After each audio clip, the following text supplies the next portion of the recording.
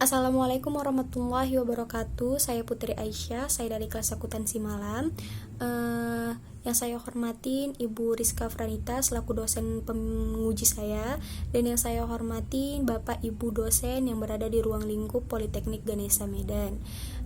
Tak lupa pula sholawat berangkai salam marilah kita junjung atas kehadiran Allah Subhanahu wa Ta'ala yang telah memberikan kesempatan serta kesehatan kepada saya sehingga saya dapat menyelesaikan tugas ini. Dan terima kasih kepada Ibu Rizka Franita yang telah memberikan kesempatan kepada saya sehingga saya dapat mempresentasikan hasil tugas saya yang berjudul Analisis Penerapan Metode Pencatatan dan Penilaian pada Persediaan Barang Dagang pada Perusahaan Toko Sepatu Jayus. Baiklah, untuk mempersingkat waktu, saya akan memasuki atau memulai presentasi saya yang dimulai dari bab 1 yang mengenai latar belakang masalah. Di mana latar belakang di masalah ini saya akan membahas tentang persediaan. Semua perusahaan, baik perusahaan jasa dan perusahaan dagang itu sangat memerlukan adanya pencatatan akuntansi gunanya untuk melihat kondisi laporan keuangan perusahaan. Apakah laporan keuangan perusahaan sedang baik ataukah sedang buruk. Salah satu unsur yang sangat berpengaruh pada perusahaan dagang ialah persediaan, di mana persediaan merupakan barang dagang yang dibeli kemudian disimpan di gudang gunanya untuk dijual kembali kepada konsumen yang membutuhkan. Baiklah, persediaan mempunyai arti yang sangat strategis bagi perusahaan dagang ataupun perusahaan industri, karena dimana persediaan merupakan aktiva yang sangat berpengaruh pada perusahaan dagang, industri, dan manufaktur, sehingga harus adanya pencatatan secara terperinci dan khusus atas setiap transaksi yang bersangkutan dengan persediaan.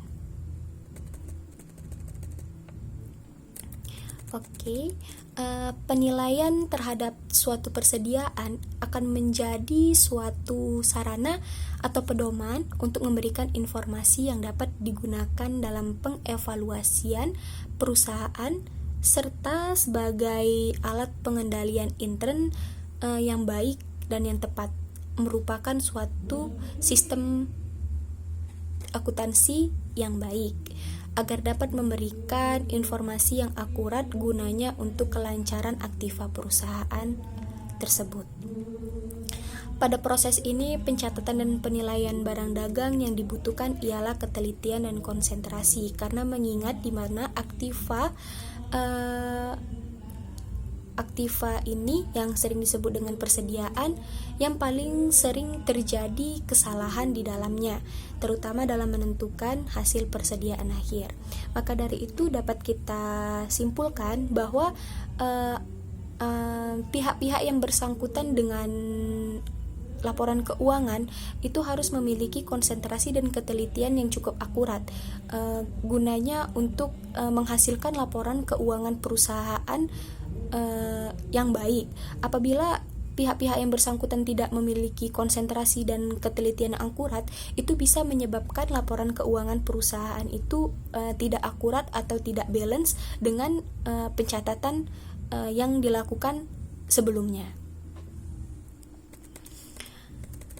Dan di sini sistem pencatatan yang digunakan oleh toko sepatu Jayus yaitu sistem pencatatan secara perpektual dan sistem penilaian secara first in first out. Di mana persediaan perpektual di toko sepatu Jayus ini mengasumsikan di mana suatu perusahaan tidak mengenalnya adanya akun pembelian dan penjualan dalam pencatatannya. Dalam proses ini, perusahaan merubah akun penjualan dan pembelian ke akun persediaan barang dagang. Proses pencatatan yang dilakukan toko sepatu Jayus cukup sederhana. Pihak administrasi keuangan hanya mencatat masuk dan keluarnya barang, sehingga menghasilkan laporan penjualan per hari dan per bulan. Dan data ini kemudian menjadi pedoman dalam pembuatan laporan laba rugi yang dilakukan setiap bulannya. Tahapan pertama yang dilakukan administrasi keuangan adalah pencatatan langsung pada saat terjadinya adanya transaksi atau terjadinya adanya keluar masuknya barang yang berada di toko sepatu Jayus. Dari hasil observasi dan wawancara secara langsung dengan pihak-pihak yang bersangkutan, bahwasanya pencatatan yang dilakukan oleh administrasi keuangan atau pihak-pihak yang bersangkutan itu cukup sederhana, karena mereka melakukan pencatatan apabila adanya persediaan atau adanya barang dagang yang masuk dan keluar, itu mereka langsung melakukan pencatatan, sehingga itulah yang menjadi pedoman dan memberikan kemudahan kepada mereka untuk membuat laporan laba rugi dari hasil pencatatan sebelumnya. Baiklah, saya akan membahas materi saya selanjutnya di bab 2, di mana bab 2 itu berisikan materi tentang pembahasan tentang persediaan seperti pengertian, tujuan, kelebihan dan kelemahannya, dan dari pengertian dari beberapa literatur. Baiklah, saya di sini ada mengambil dari beberapa pendapat masing-masing ilmuwan. Baiklah, yang pertama itu menurut Vest 2008, beliau mengatakan persediaan digunakan untuk mengindikasikan yang pertama, barang dagang yang disimpan untuk kemudian dijual dalam operasi bisnis perusahaan, dan yang kedua, bahan yang digunakan dalam proses produksi disimpan untuk tujuan itu. Dan yang kedua itu literatur menurut Stitch 2009. Persediaan ditujukan untuk barang-barang yang tersedia untuk dijual dan kegiatan bisnis normal. Di dalam kasus perusahaan manufaktur, maka persediaan ditujukan untuk barang dalam proses produksi atau yang ditempatkan dalam kegiatan produksi. Hal serupa juga diungkapkan oleh Hortren and Harrison pada tahun 2007. Mereka mengatakan bahwa persediaan atau inventory adalah barang dagang yang disimpan oleh perusahaan untuk dijual kembali kepada pelanggan. Dan menurut Rangkuti tahun 2007, persediaan adalah bahan-bahan atau bagian yang disediakan dan bahan-bahan dalam proses yang terdapat dalam perusahaan untuk proses produksi, serta barang-barang jadi atau produk yang disediakan untuk memenuhi kebutuhan konsumen atau memenuhi permintaan dari konsumen.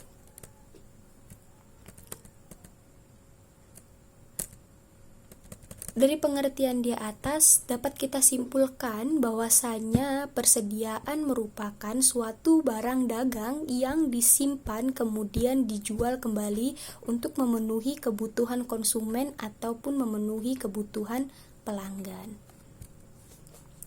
Yang gunanya untuk mendapatkan laba dari proses penjualan atau proses keluar masuknya barang tersebut.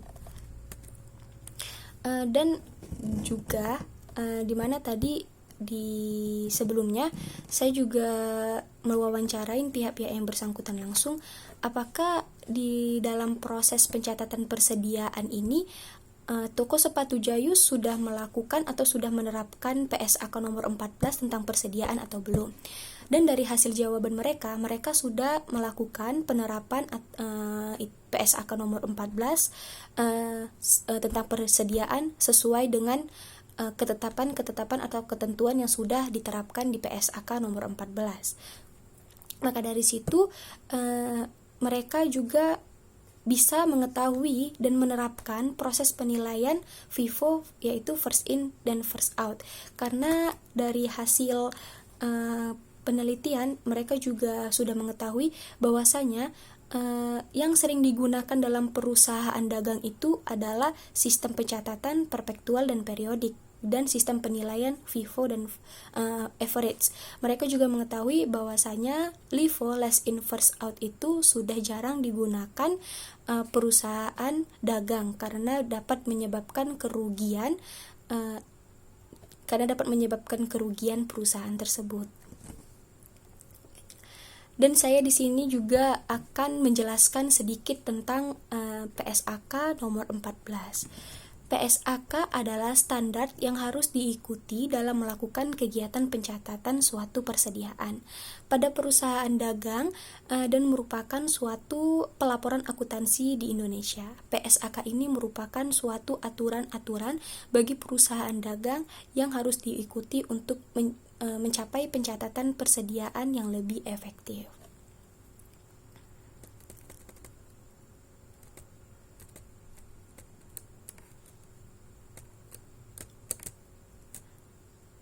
Dan tujuan dari PSAK nomor 14 itu adalah untuk merumuskan perlakuan akuntansi untuk persediaan menurut sistem biaya histori. Permasalahan pokok dalam akuntansi persediaan adalah jumlah yang harus diakui sebagai aktiva dan konversi selanjutnya sampai pendapatan yang bersangkutan diakui.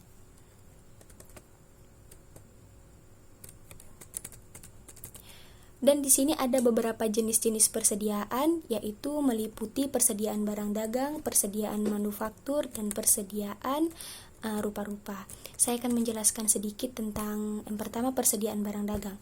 Persediaan barang dagang itu ialah barang yang tersedia dijual kembali kepada konsumen atau pelanggan yang membutuhkan. Barang yang diperoleh itu secara fisik tidak diubah kembali, dan barang tersebut tetap dalam bentuk yang telah jadi ketika meninggalkan pabrik pembuatannya. Berarti dalam artian di sini tidak adanya barang dagang yang tadinya dijual, tidak adanya seperti dirubah kembali dari bentuk aslinya yang sudah jatuh kepada konsumen yang membelinya. Artian tidak ada pengubahan bentuk barang dagang yang sudah dibeli.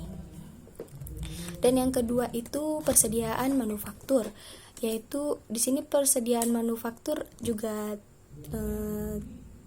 ada beberapa penjelasan, yaitu tentang persediaan bahan baku, persediaan barang dalam proses, dan barang jadi. Persediaan bahan baku itu barang berwujud yang dibeli atau diperoleh dengan cara lain, misalnya dengan menambang.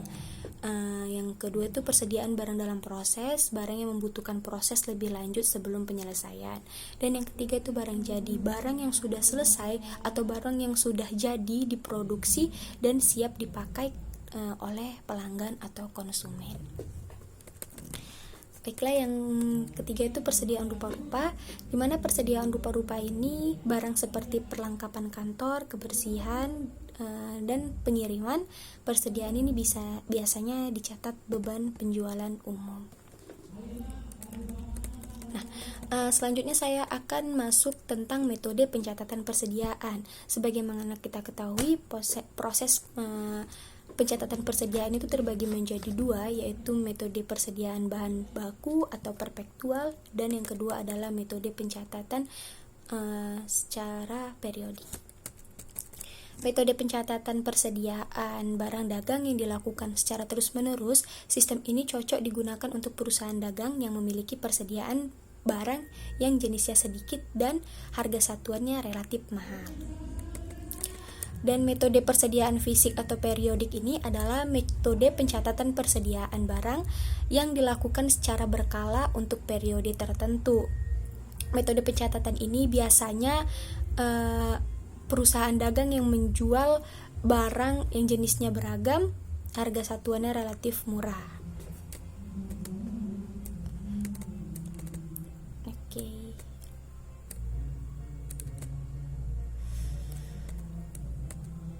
Dan selanjutnya saya di sini mengambil literatur menurut Kartika Hadi tahun 2012 tentang penilaian persediaan dan harga pokok penjualan berdasarkan biaya pembelian, yaitu 1. Identifikasi khusus, yang kedua rata-rata atau average, yang ketiga adalah metode first in first out, pertama masuk pertama keluar.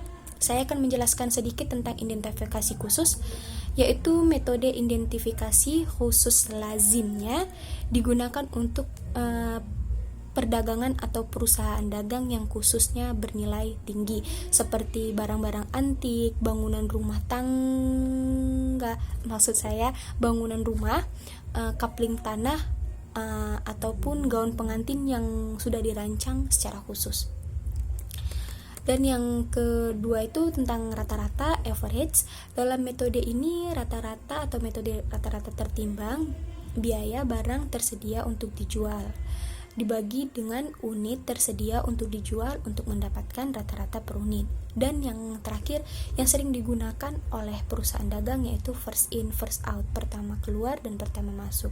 Metode ini mengasumsikan bahwa barang yang pertama dibeli merupakan barang yang pertama dijual untuk para penggunanya, sehingga tidak adanya penumpukan barang dagang yang tersedia di gudang, karena barang yang pertama masuk itu harus juga yang pertama keluar, sehingga tidak adanya penumpukan yang terjadi di perusahaan tersebut. Penggunaan metode penilaian persediaan dalam menentukan harga pokok penjualan tergantung pada kebijakan perusahaan dalam pengambilan keputusan. Masing-masing metode penilaian yang telah diuraikan di atas akan menghasilkan nilai harga pokok penjualan dan persediaan akhir yang berbeda. Jadi, penggunaan penilaian persediaan tersebut akan berpengaruh langsung pada laporan keuangan, yaitu laporan laba rugi dan neraca. Dan di sini sedikit ada penjelasan dalam standar akuntansi keuangan, metode penilaian masuk terakhir keluar pertama yang sering disebut dengan last in first out tidak diperkenankan lagi dipakai. Oleh karena itu, dalam laporan ini tidak akan membahas mengenai metode masuk terakhir dan keluar pertama, karena dari metode tersebut dapat menimbulkan kerugian dari perusahaan masing-masing atau dari perusahaan yang memakai metode penilaian last in first out. Oke, baiklah, saya akan melanjutkan tentang akibat kesalahan mencatat persediaan. Kesalahan dalam mencatat jumlah persediaan barang akan mempengaruhi neraca atau laporan laba rugi. Kesalahan-kesalahan terjadi mungkin hanyalah berpengaruh pada periode yang bersangkutan atau mungkin mempengaruhi juga periode-periode berikutnya. Sehingga kesalahan-kesalahan ini bila diketahui harus segera dibuatkan koreksinya, baik terhadap rekening real maupun rekening nominal.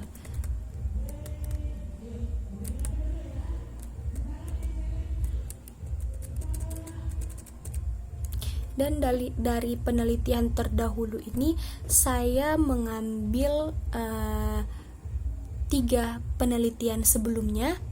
Yang pertama itu dari Reinhard Sambuaga tahun 2013, di mana judul penelitian beliau adalah evaluasi akuntansi persediaan pada PT Sukses Era Niaga, di mana hasil penelitian beliau mengatakan penerapan akuntansi persediaan pada PT Sukses Era Niaga telah sesuai dengan pernyataan standar akuntansi nomor 14 mengenai persediaan.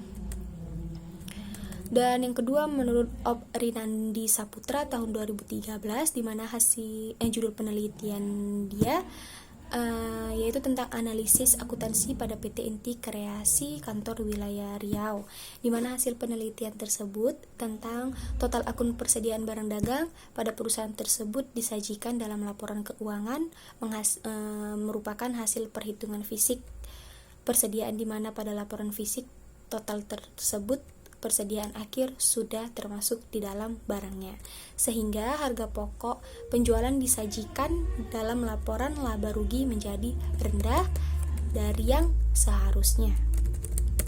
Dan yang terakhir itu menurut Nining Asnia Rizal tahun 2019, di mana judul penelitian beliau tentang analisis penerapan metode pencatatan dan penilaian persediaan barang dagang di toko Liwandau Baobau. Hasil penelitiannya yaitu menerapkan metode perpektual dalam pencatatan terhadap persediaan barang dagang. Metode yang diterapkan sudah sesuai dengan PSAK nomor 14. Baiklah, saya akan melanjuti materi saya tentang bab 3, di mana metode penelitian. Di sini berisikan tentang perusahaan, yaitu sejarah perusahaan, visi misi perusahaan, tujuan perusahaan, dan lain-lain. Oke, saya akan melanjutinya. Sebagaimana kita ketahui, sejarah perusahaan toko sepatu Jayus ini merupakan suatu usaha yang bergerak di bidang penggrosiran sepatu. Toko sepatu Jayus ini berdiri sejak tahun 2010 yang berlokasikan di Jalan Gedung Arca, Medan. Toko sepatu Jayus merupakan melakukan kegiatan operasi di toko dilakukan setiap hari. Pegawai toko tersebut melakukan pencatatan, pengeluaran serta masuknya barang dilakukan setiap hari apabila adanya transaksi masuknya barang atau keluarnya barang. Dan selalu memeriksa persediaan barang yang ada di gudang setiap harinya agar tidak adanya keselisihan antara pencatatan dan stok yang berada di gudang. Setelah melakukan pencatatan, mereka yang sering disebut dengan bagian admin mengumpulkan data yang telah dicatat dari bagian pencatatan untuk diinput ke dalam laporan keuangan yang sebelumnya dihitung menggunakan FIFO.